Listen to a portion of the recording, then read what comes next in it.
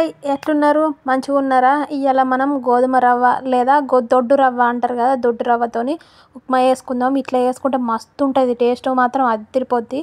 గిన్నె పెట్టుకొని మంచిగా ఆయిల్ హీట్ అయినాక మంచిగా కొంచెం ఆవాలు ఎక్కువ వేసుకోవాలి. ఆవాలు, జీలకర్ర, పల్లీలు నూనెలో వేసుకోవాలి, ఎందుకంటే మంచిగా ఎగుతాయి.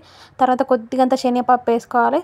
శనగపప్పు వేసుకొని పచ్చిమిరపకాయలు ఒక 4-5 కడి వేసుకోవాలి. తర్వాత ఒక ఉల్లిగడ్డ అట్లా కడి వేసుకున్నాక కల్లేమాకు అవన్నీ వేసుకోవాలి. వేసుకున్నాక క్యారెట్ ఉంటుంది కదా, చిన్న చిన్న కడి వేసి క్యారెట్ కూడా వేసుకోవాలి. ఇవన్నీ వేసుకుంటే ఏంటంటే టేస్ట్ ఇంకా మంచిగా వస్తుంది మనకు. ఇవన్నీ వేసి మంచిగా కలుపుకోవాలి. ఇవన్నీ మంచిగా నూనెలో మంచిగా వేగాలన్నట్టు. ఇవి ఎంత వేగితే మనకు అంత టేస్ట్ మంచిగా వస్తుంది. క్యారెట్ వేస్తే కూడా పిల్లలు మంచిగా తింటారు, కలర్ఫుల్గా అనిపిస్తుంది. అట్లనే అవి వేగేటప్పుడు మంచిగా కొద్దిగా ఉప్పు వేసుకొని మంచిగా వేయించుకోవాలి. ఒక చిన్న టమాటా ఒక 4-5 ముక్కలు అయ్యేటట్టు ఉన్నదాన్ని వేసుకోవాలి. బాగా వేసుకుంటే పుల్లగా అవుతుంది, బాగా వేసుకోవద్దు. కొంచెం వేసుకొని మంచిగా ఫ్రై చేసుకోవాలి. ఆ ఫ్రై అయినాక దొడ్డు రవ్వకి ఏంటంటే కొంచెం నీళ్ళు ఎక్కువ పడతాయి. ఇంట్లో నేను చూపిస్తున్నప్పుడు 2 గ్లాసుల నీళ్ళు పోసిన. రవ్వనేమో దొడ్డు రవ్వ 1 కప్పు పోసిన అన్నట్టు. చూస్తారు కదా, మంచిగా ఉడకాలి. నీళ్ళు మనకు ఎంత ఎంత మరిగితే మనకు ఎసరు అనేది ఎంత మరిగితే మనం రవ్వ అంత మంచిగా అవుతుంది. ఎసరు మరిగేటప్పుడే కొద్దిగా ఉప్పు చూసుకోవాలి. ఉప్పు చూసుకుంటేనే మంచిగా మనకు టేస్ట్ ఇంకా మంచిగా వస్తుంది. ఇంట్లో చూస్తున్నా కూడా 1 కప్పు పోసిన, ఇంకా కొంచెం తర్వాత పోసిన అన్నట్టు. కప్పున్నర అట్లా పోసిన. మంచిగా ఇట్లా పోసుకొని అందులోనే ఉడకాలి. మొత్తం వాటర్లోనే మనకు ఆ వాటర్లోనే దొడ్డు రవ్వ అనేది మంచిగా ఉడకాలి. గోధుమ రవ్వ లేదా దొడ్డు రవ్వ అంటారు కొంతమంది. మంచిగా అందులో ఉడికింది అనుకో మనకు టేస్ట్ మంచిగా వస్తుంది. చూస్తారు కదా, మంచిగా కలుపుకోవాలి. ఉండలు లేకుండా కలుపుకోవాలి మెయిన్ అది.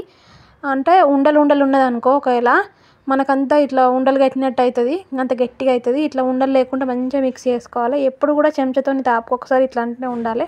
అట్లాంటప్పుడే మనకు టేస్ట్ మంచిగా వస్తుంది. ఇలా ఉడుకుతుంది సూర్యుడు మంచిగా. ఇట్లా ఉడికేటప్పుడు కూడా మళ్ళీ ఒకసారి కలుపుకోవాలి, కింద అడగంటకుండా. ఇట్లా మంచిగా కలుపుకొని దగ్గర పడదాకా ఉంచాలి. అట్లా ఉంచితేనే మనకు మంచిగా అలానే ఉడికి టేస్ట్ ఇంకా మంచిగా వస్తుంది.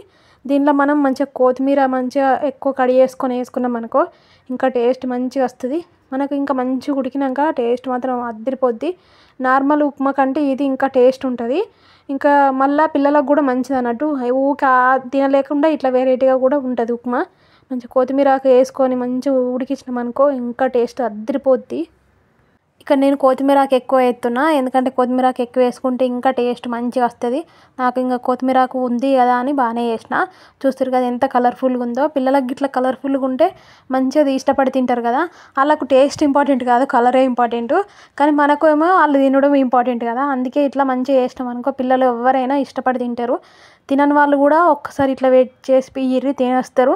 మంచిగా చల్లారినాక కొద్దిగా గోరెచ్చగా వేడిగా ఉన్నప్పుడు ఒక ప్లేట్లో వేసుకొని తిన్నామనుకో మస్తు ఉంటుంది టేస్ట్. ఇలా చూస్తారు ఇప్పుడు మంచిగా ఉడికి పలుకుల్లాగా ఇట్లా మంచిగా ఉడికినట్టు మెత్తగా నార్మల్గా మంచిగా ఉడికింది. టేస్ట్ మాత్రం అదిరిపోయింది. చూస్తారు కదా, ఈ గోధుమ రవ్వ ఉప్మా మీరు ఇట్లా ట్రై చేయర్రి, మస్తు ఉంటుంది. ఒక్కసారి ఇట్లా ట్రై చేయండి. నచ్చితే మాత్రం లైక్ చేయండి, అలాగే షేర్ చేయండి. Thank you for watching.